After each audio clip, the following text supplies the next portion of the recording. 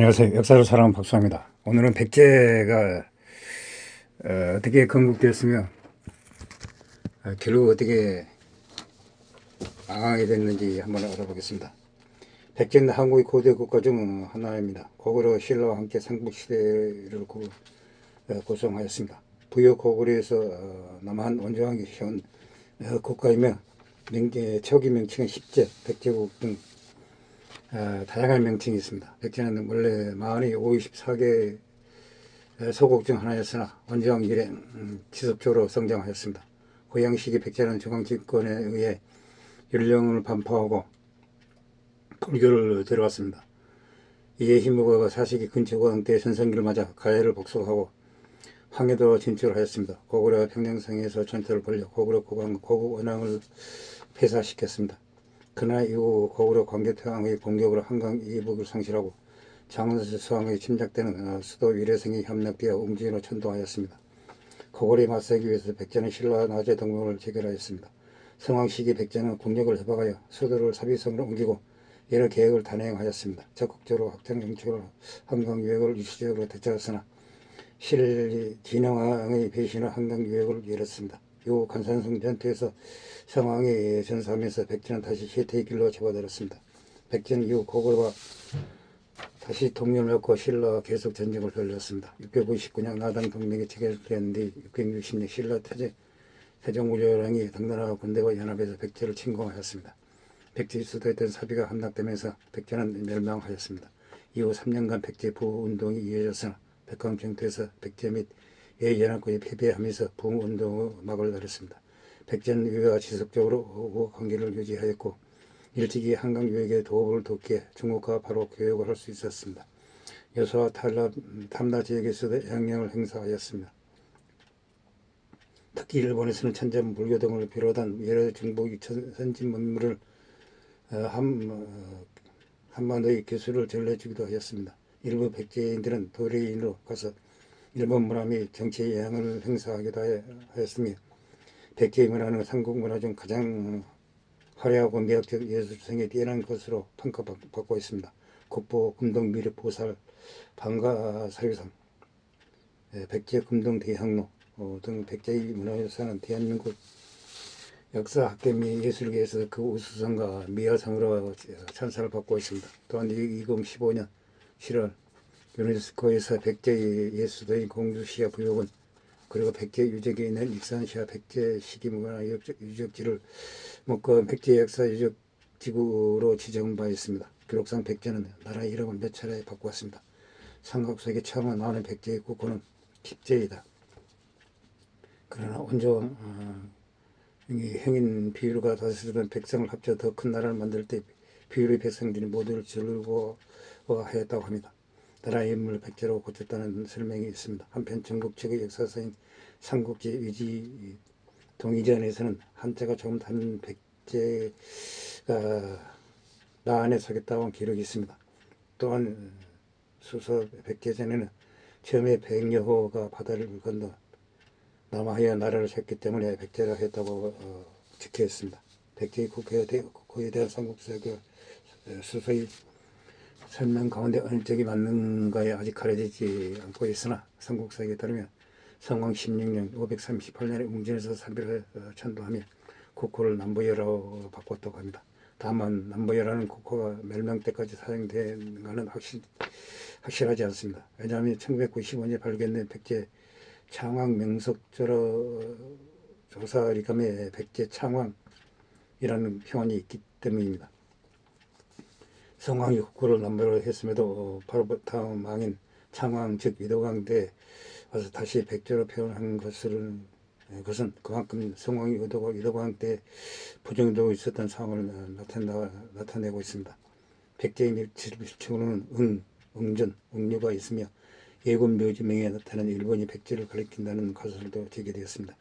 삼국사기에 의하면 백제는 기원전 18년 원조왕에 의해 건국되었습니다. 원조왕은 고구려의 주먹만들로 알려져 있으며 남하야 하남 위례성을 수도로 삼아 백제를 건국하였습니다. 이후 백제는 한강 유역에 기반을 다져나갔으며 주변 세력과의 대립과 교류 등을 통해 점차 성장하였습니다.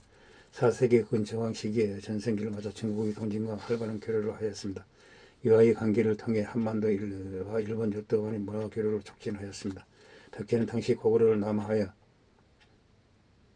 공격하고 황해도 일대까지 영토를 확장하였습니다. 하지만 5세기 후반 고구려 장수왕의 남진 정책으로 인해 한성은 1175년 함락되었고 계량왕이 전사하였습니다. 백제는 수도를 웅진, 현재의 공주로 옮기게 되었습니다. 5세기 이후 고구려의 장수왕이 적극적인 남한 정책에 밀려 결국 계량왕이 사망하였습니다. 결국 백제는 한강 유역의 수도 한성을 뺏기고 금강변의 웅진으로 수도를 옮기면서 영토가 크게 일찍되었습니다. 또한 중국과 외국과의 정세 변화에 따라 무역 활동도 침체돼 경제적인 어려움을 겪게 되었습니다. 이 과정에서 왕권이 약화되고 귀족 세력 간의 내분이 발생하였습니다. 원유장 때는 해고와 같은 무인 실권자가 등장하여 백제의 상황은 더욱 악화되었습니다. 5세기 후반 동성왕 때부터 다시 사회가 안정되며 왕권을 회복하기 시작하였으나 동성한 혼인을 통해 신라와의 동맹을 강화하여 고구려에 투쟁하였습니다. 보령왕은 양제 공대에 의하여 지방의 22담로의 왕족을 파괴함으로써 지방에 대한 통제권을 강화하였습니다. 이로써 백제는 내분을 정리할 수 있었다고 합니다.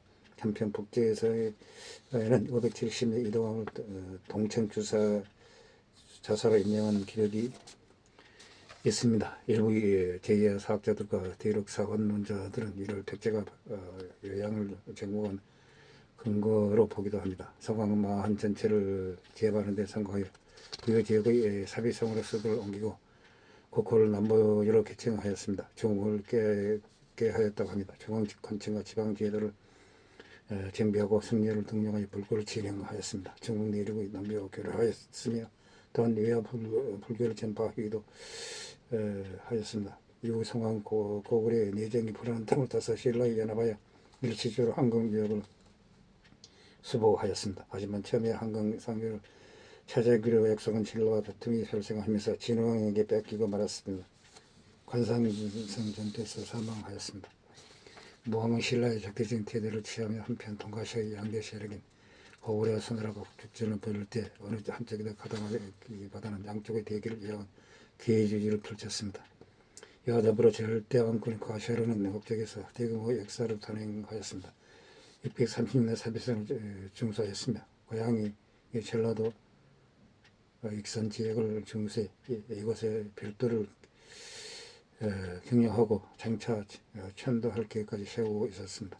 또한 정실 왕후 사택시 세력의 보시로 막대한 경비와 시간을 들여 익산의 백제 최대 규모의 비력사를 창건하였습니다. 고려시대의 성계 1년의 성공유사에서는 서동 출신 노왕과 신라 산하공대 이야기가 나옵니다.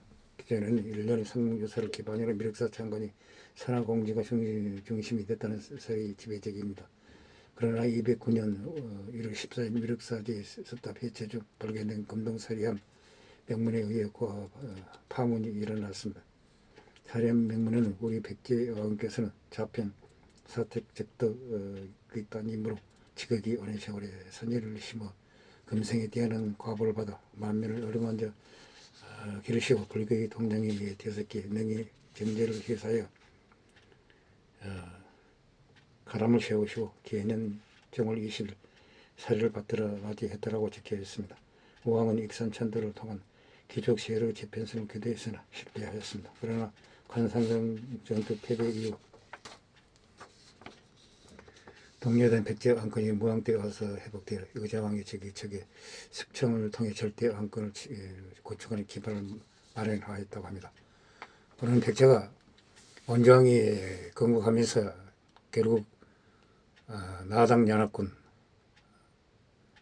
백광전투에서 백제와 연합군 사이에 전쟁이 일어났습니다만 결국 백제가 패함으로써 백제가 멸망하게 됐습니다. 항시 부족합니다. 양해 부탁드립니다. 감사합니다.